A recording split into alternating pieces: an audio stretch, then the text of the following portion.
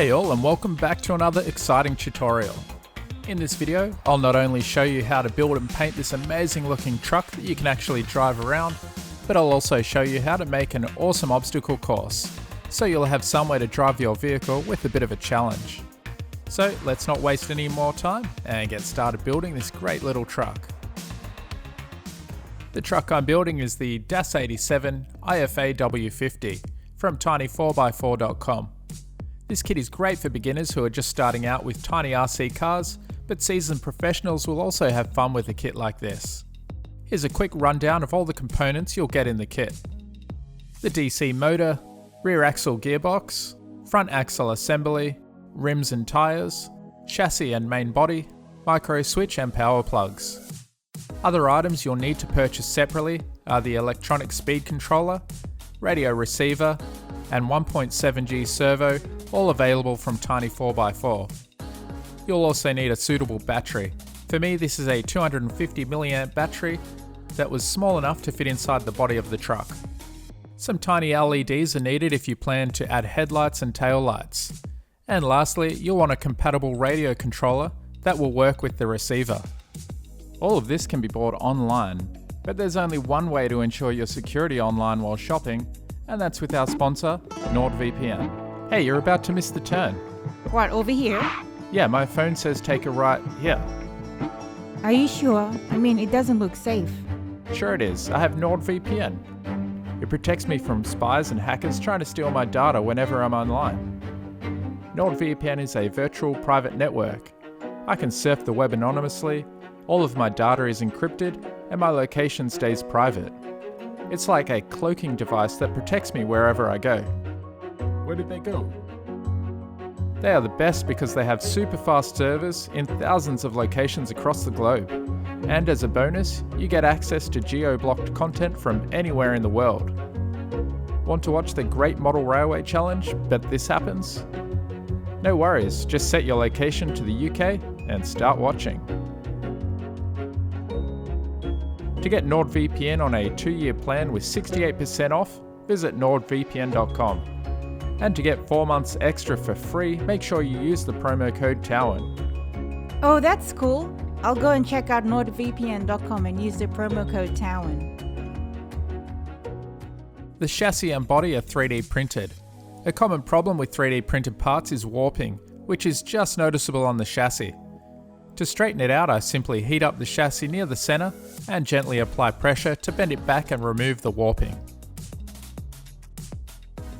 You'll also want to tidy up any 3D printed support marks. Sometimes you'll have small raised bumps that can be easily sanded. You can also smooth out any spots where layer lines from the 3D printing process might be visible. Before I start assembling the model, I give it an undercoat. The body gets put aside to get its final paint job later, however the chassis gets a base coat of dark black-brown colour because we are about to start adding the drive components.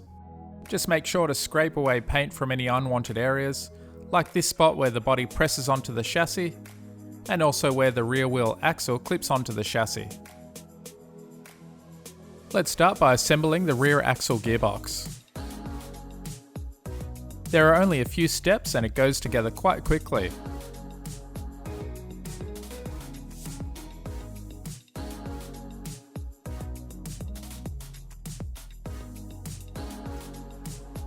Before I close the gearbox, I add a small drop of oil to ensure nice smooth running gears.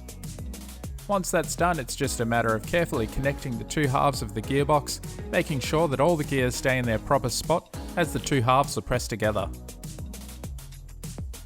Once the screws are screwed on, we can attach the motor, but first the gearbox needs to be pressed onto the chassis. Before attaching the motor, I solder on some thin wires. Doing this now will make it easier when it comes to doing the rest of the wiring later. The motor itself helps clamp the gearbox to the chassis. So once the motor has been attached and the screw inserted, it will firmly hold onto the chassis and won't move.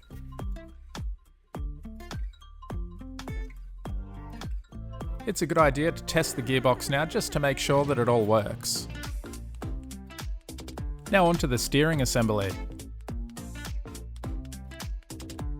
These tiny axles have a slightly larger diameter at the top, so when you hammer them into the steering knuckles they will punch all the way through and should move freely without falling back out.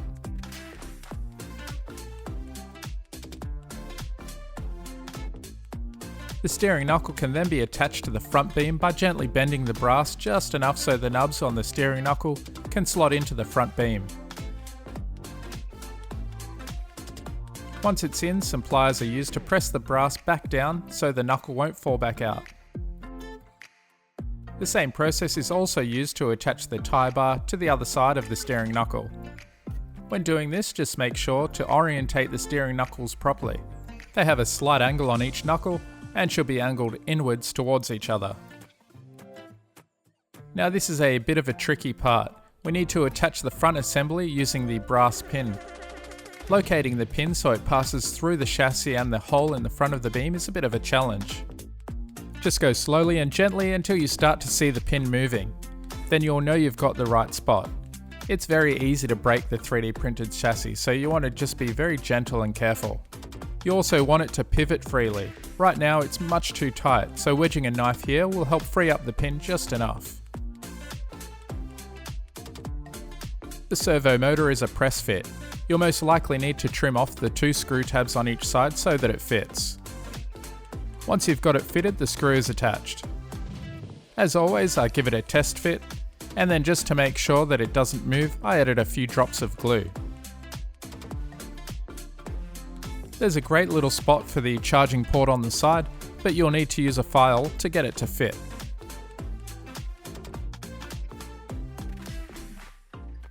And the switch is glued right next to it. Once it's painted black, the switch will blend right into the frame. Now for the wiring. This is the most difficult part, but luckily on this model there is a big area inside the rear of the body where we can easily fit all the components. I'm definitely no expert on soldering, so I'll leave you with a pictorial view of how everything is wired together. To help prevent a glowing truck body, I paint a couple of layers of black and silver paint around the front headlight interior. Then each LED is glued into the body with some tacky glue.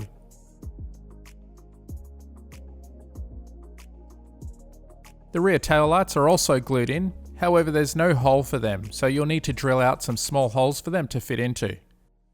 Again, they get a test, and a quick drive I couldn't resist. Now for painting. I won't spend too much time on this because colour choice is really up to you. There's no right or wrong way to paint this model. However, there are a few tips you might find helpful, like using blue tack as a paint mask to fill in odd shapes. Even on a small model like this, it had its fair share of masking.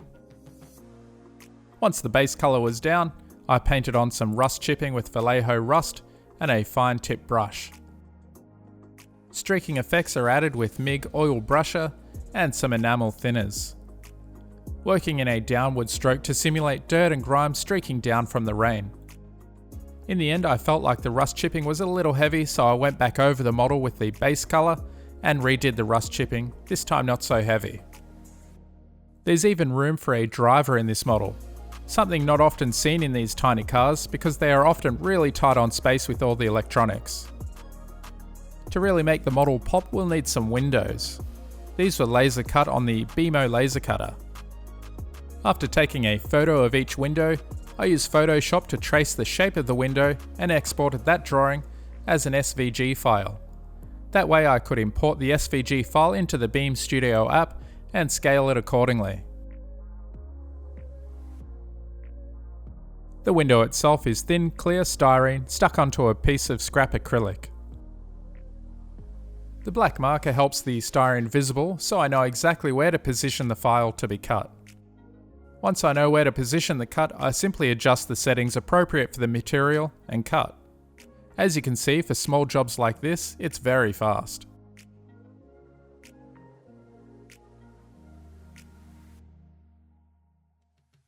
Now the windows are attached. The front windshield has a slight curve which can be added by bending the clear plastic to match the curvature. A bead of tacky glue is more than enough to hold the windows in place.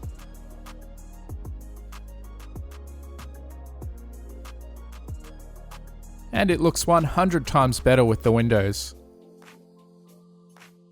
Now all those wires can be carefully pushed into the body. Even though there's a lot of room in this model, it can still be a little tricky. Plus you don't want any wires shorting or breaking off, so you want to be as gentle as you can be.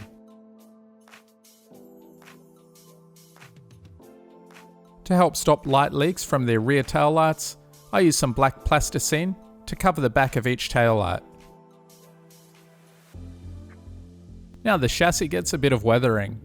Painting over the switch and also adding some rust chipping using a sponge this time.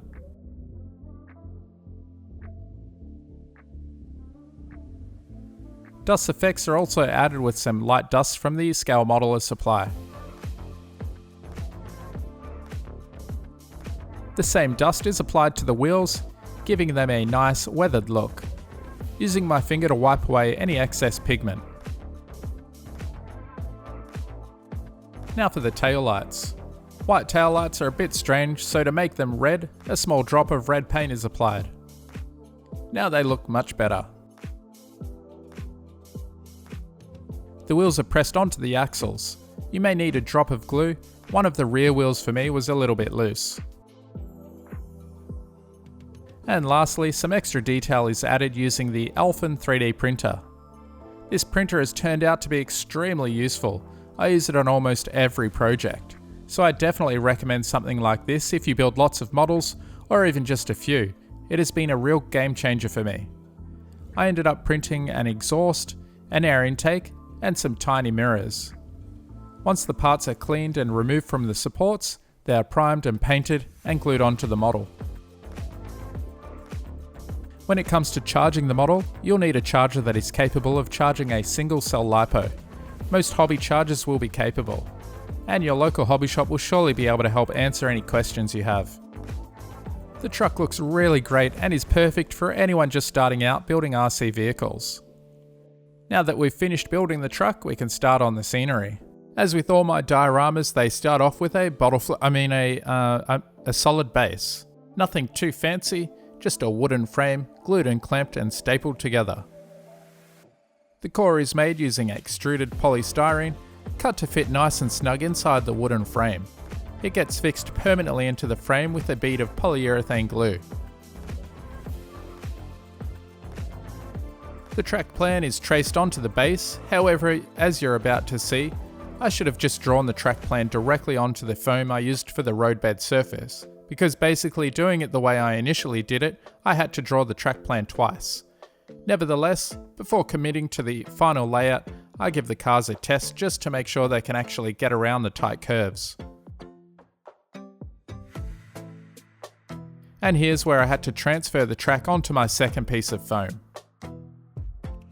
Once happy with the course, I cut away the excess foam and cut the course into its separate sections before positioning it onto the baseboard. To have the road change in elevation, some risers made using scrap foam are cut. I need to be mindful of the maximum gradient the truck can handle, so I tested a few times before gluing the foam into place. Too steep and the truck tends to tip on its rear, and it has no useful steering. A little bit lower and it should be just right. The easiest way to glue the road and the risers would be to use a hot glue gun. However, a good spray adhesive also works, but you may need some additional pins using the spray adhesive to help hold the foam down. Now I just work my way along the course, adding risers and pins as I go. The sections that cross the planned river are cut away, and to remove foam to create the riverbed I'm using a hot wire foam cutter routing tool.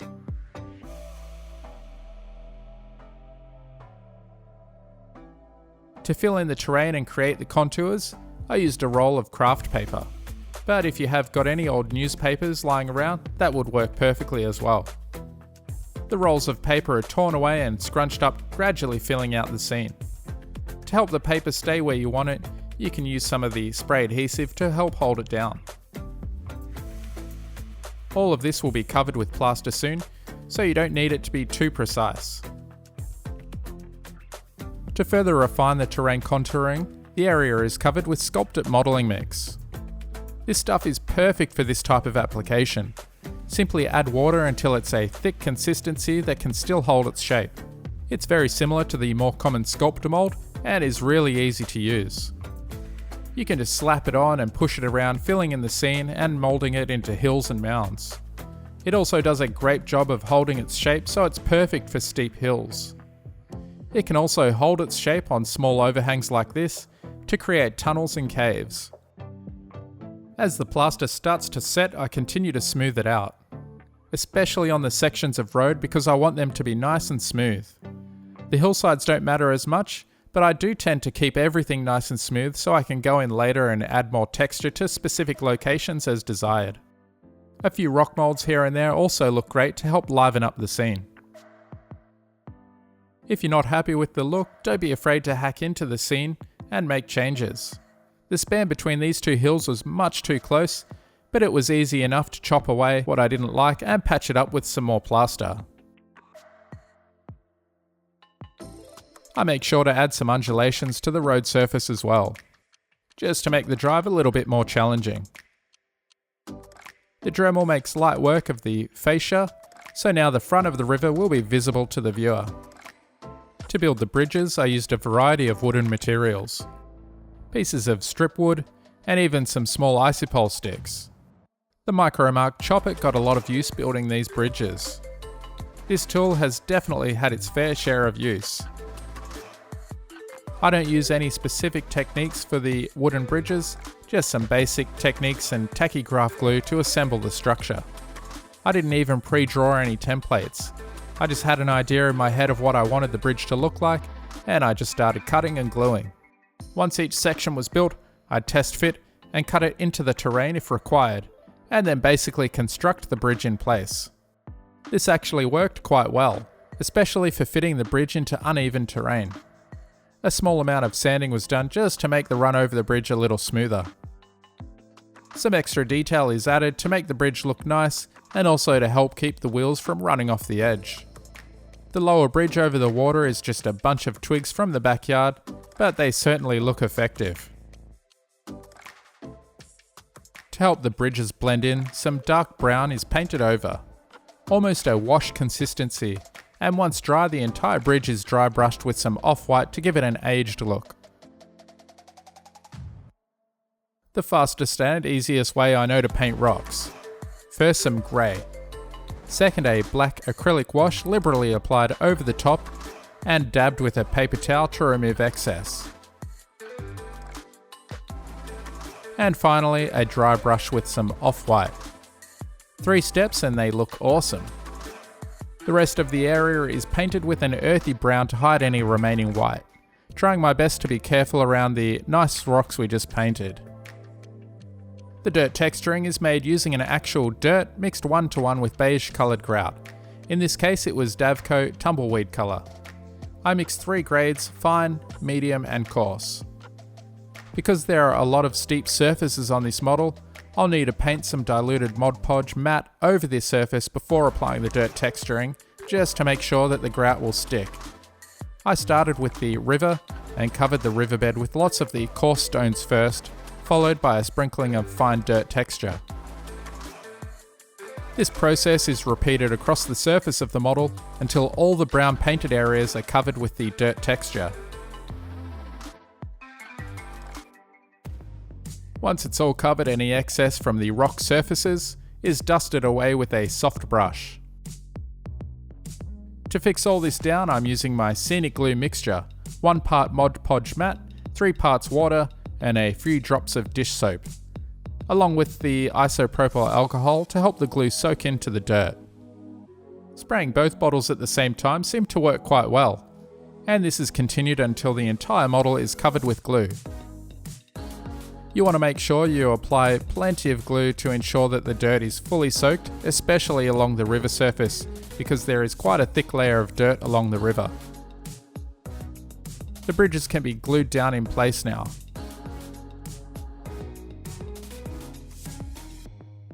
The riverbed needs a bit of colour.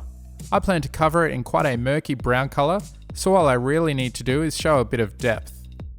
Basically, a medium brown is applied, followed by darker layers of brown and black towards the centre of the river.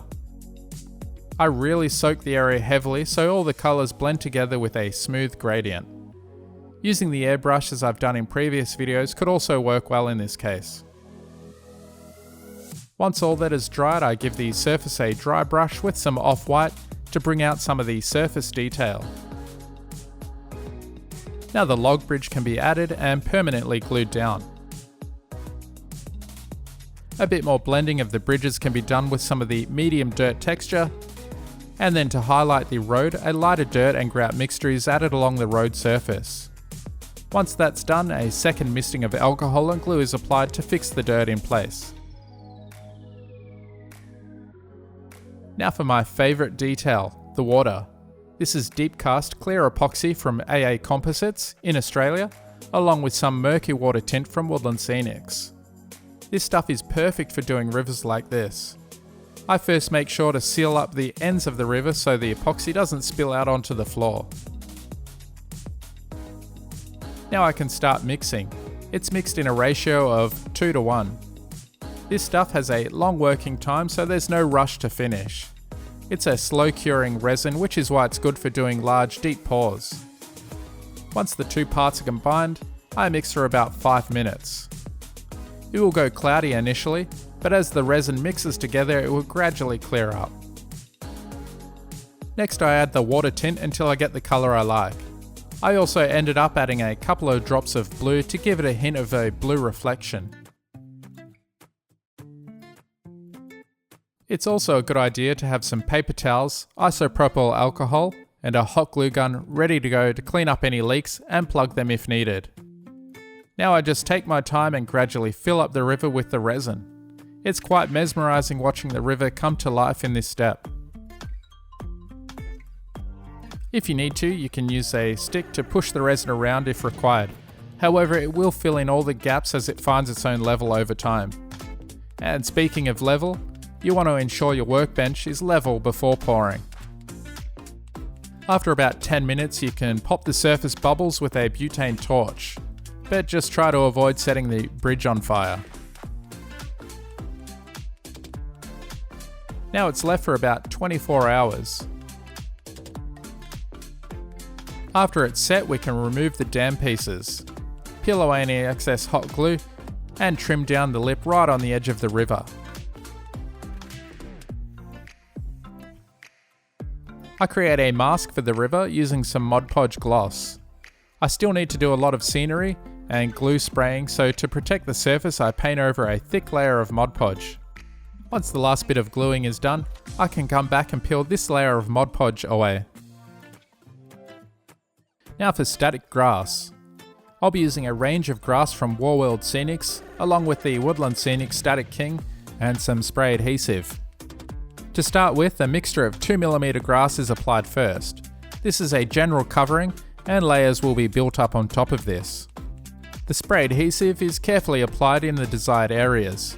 In the past I've generally used Mod Podge to fix the grass down, however I wanted to give this method a try after seeing it done by Luke over at Geek Gaming Scenics, and I gotta say it worked quite well, not to mention it was fast.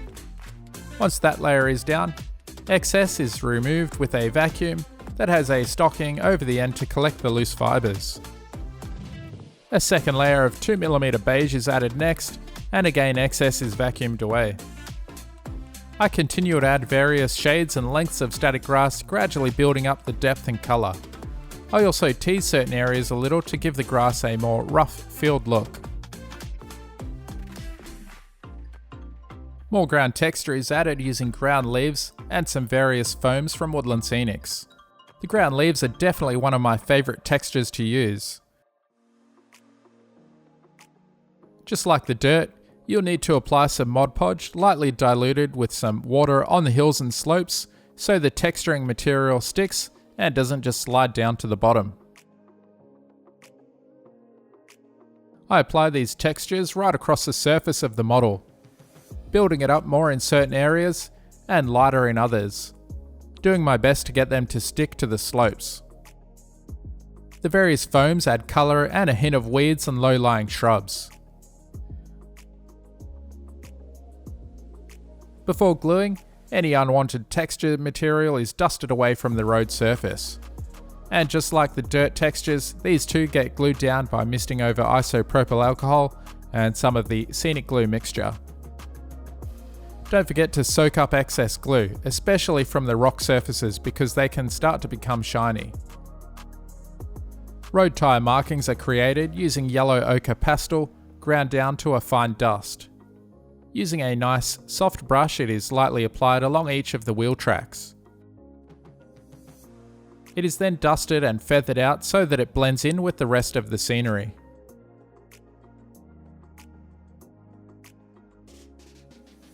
Now we can remove the river mask by peeling it up. I didn't give the mask quite enough time to fully dry, however those spots that didn't dry can be wiped up with a damp paper towel. Now it's time for some ripples. This will really transform the river into something that looks amazing. Mod Podge gloss is again painted over in a thin coat. Next, the airbrush is used to blow the wet Mod Podge, creating those nice river ripples. It also removes any bubbles from the Mod Podge as well. I only work in small sections at a time because the Mod Podge can tend to dry quite fast. And don't forget to wipe away any spills while it's still wet. The suspension bridge uses the same icy-pole sticks as the bridge I built earlier. Each plank gets cut to size and weathered using some leather dye diluted in isopropyl alcohol. After the planks have a light soaking in the dye, they are left to dry and then dry brushed with some off-white to bring out the wood grain texture. To support the planks across the gap, I'm simply gluing some wool thread. You'll need to seal the ends of the thread with some super glue. This will make it much easier to glue them into the holes we just drilled. A small amount of tacky glue is used to initially attach the thread, and then once they are in, some more glue is applied to make sure they hold tight.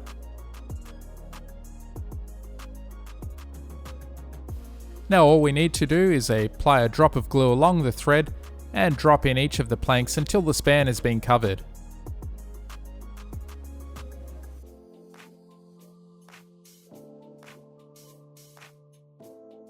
And of course, we need to give it a test. The last bit of scenery to add are the trees and bushes. I used a lot of Woodland Scenic's fine leaf foliage and briar patch on this model. I also used a bunch of trees that were made using a combination of small twigs from the garden, covered with polyfiber and ground foam, as well as some that have fine leaf foliage attached to the branches.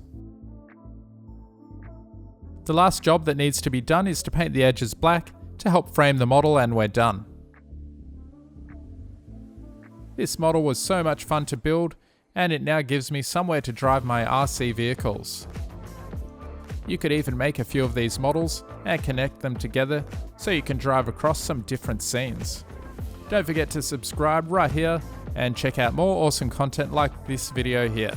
There are heaps of new tips, tricks and ideas you'll be able to apply to your own modeling projects and really take your skills to a whole new level. Cheers, and thanks for watching.